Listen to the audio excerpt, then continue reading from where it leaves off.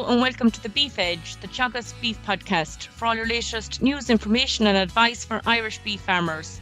I'm Catherine Egan, and on this week's episode, I'm joined by Teagasc Financial Management Specialist James McDonnell with key advice to help farm families through transferring the family farm process and all aspects that need to be considered when writing a succession plan. James, you're very welcome. It's something that's probably put off on most farms, but for farmers listening, what are the key questions that they need to ask?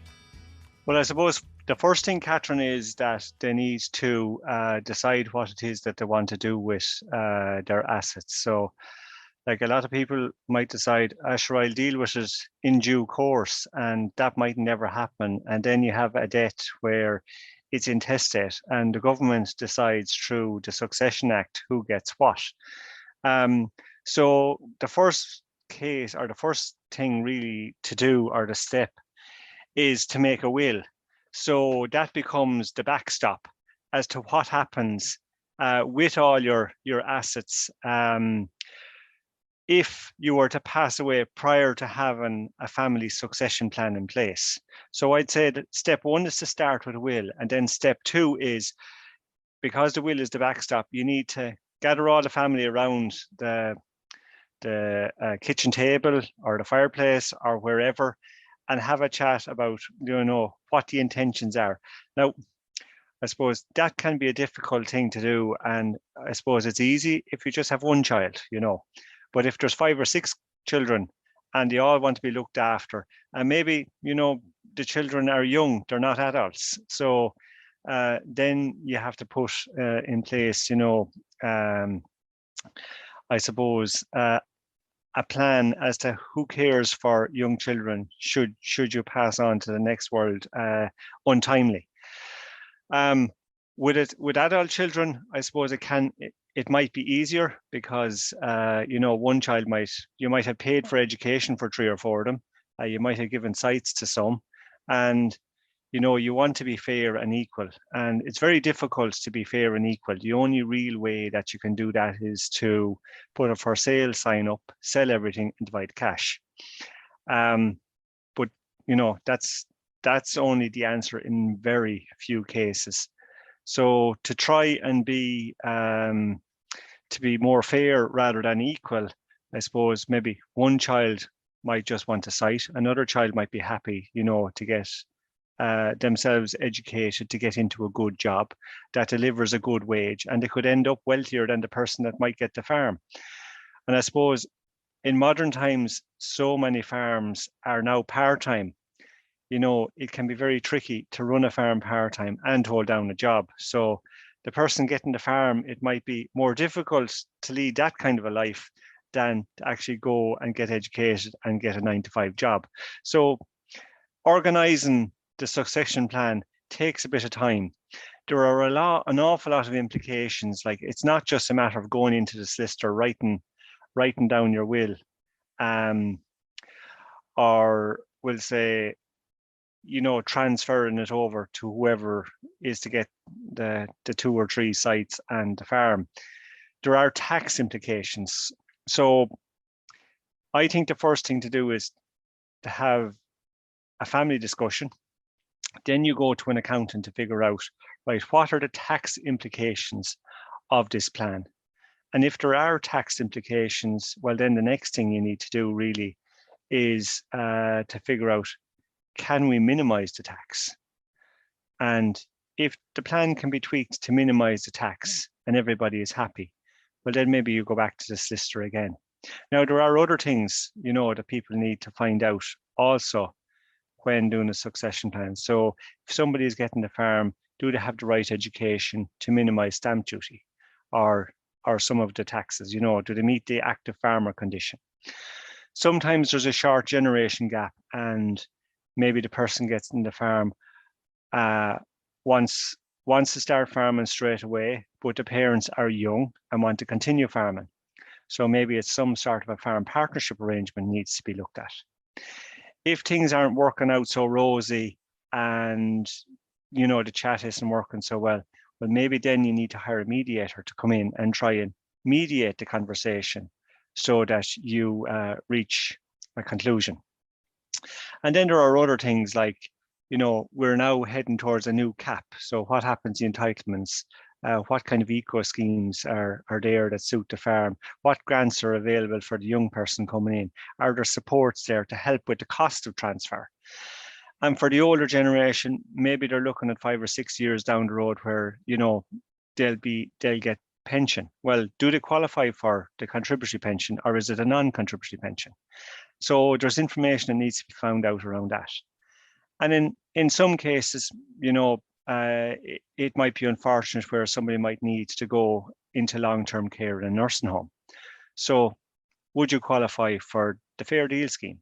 So there are an awful lot of questions. It's not just a very simple transaction, transferring the farm onto one of the children, or maybe dividing it up between the 3 children that you have. There's an awful lot of angles to it. Most definitely, James. You mentioned there the new cap. Do you think there'll be much changes in the process, or do you think there will be an increase in transfer as a result next year?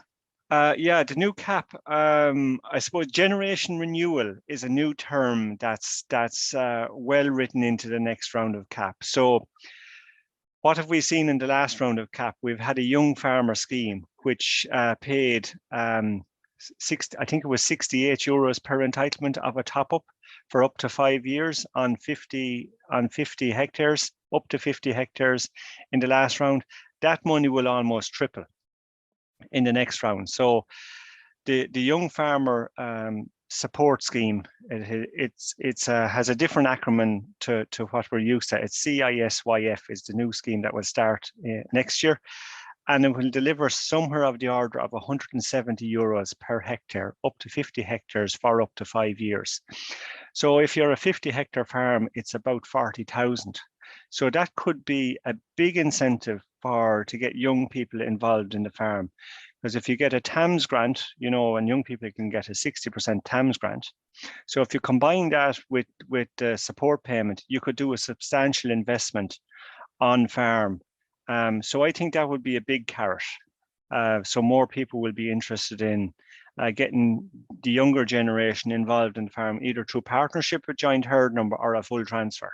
I suppose in relation to the joint herd number there that you mentioned on farm partnerships, for listeners, how do they decide which option might be best for them?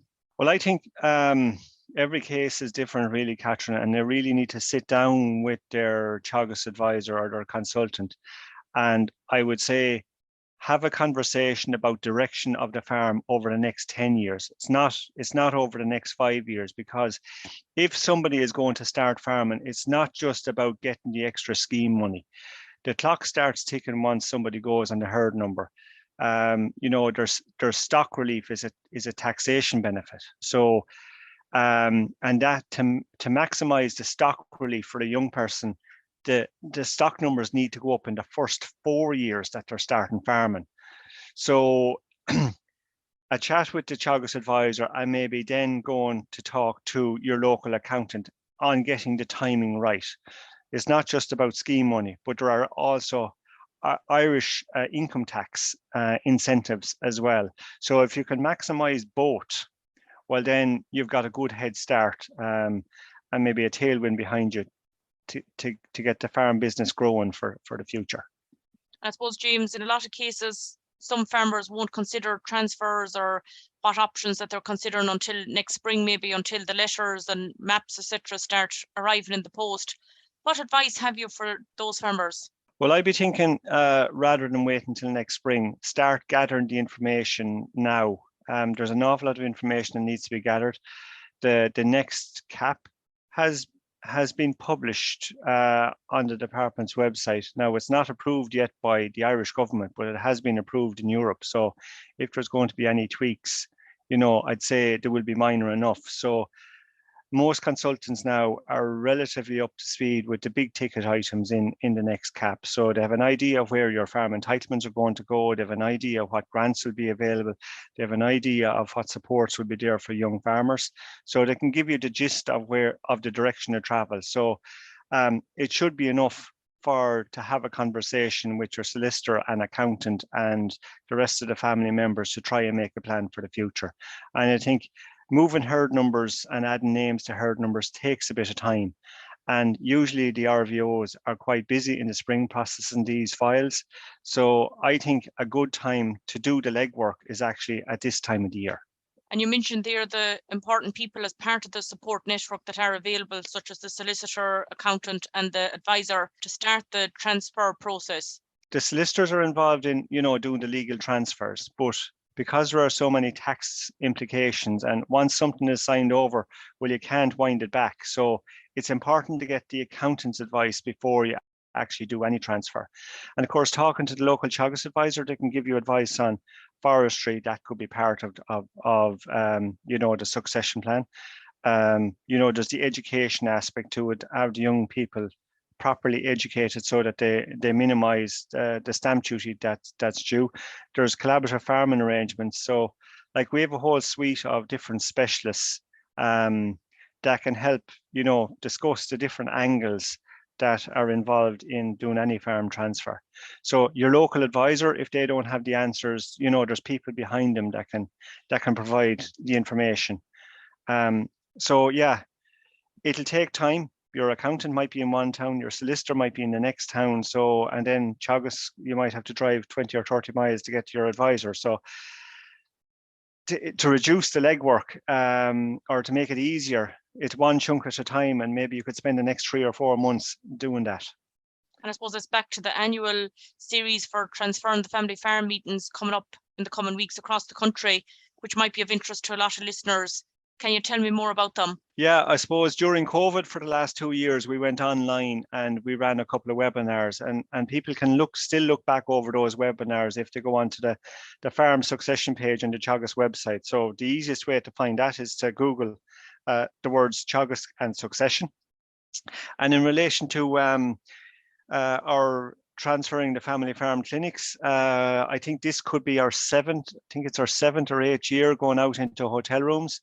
So we have 6. They're on Tuesday, Wednesday, Thursdays, 2 weeks in a row, the 4th, 5th and 6th of October.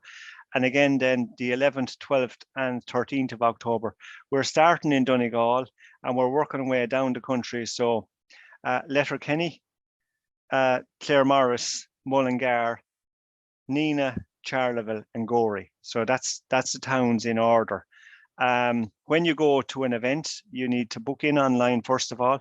We will have accountants, solicitors, Teagasc advisors, a mediation service and citizens information will all be on hand at each event. So all of the professionals that we have discussed in the last few minutes, Catherine, they will all be in the room. It's a free event, so people can come in and get free advice. And listen, they might already have a plan in place or the bones of a plan, and they might just want a second opinion. And there's no harm in coming to a clinic to get a second opinion either. That's great, James. Thanks very much. And I'll include the link to the list of venues that you outlined in the podcast text. That's great, Catherine. Thanks very much. That's all for this week's episode, and my thanks to James for joining me on the show. We are currently running a survey to find out how the Beef Edge podcast is of use to you, and if you click on the link in the episode notes to complete the survey, it will help us improve the show. In the meantime, you can catch up on all other shows and interviews from the Beef Edge podcast on the Teagasc website at teagasc.ie, or you can listen on Apple and Google Podcasts as well as Spotify. Don't forget to rate, review and subscribe so you never miss a show. For all other updates from our beef programme, keep an eye on our Twitter and Facebook pages. Until next time, I'm Catherine Egan and thanks for listening.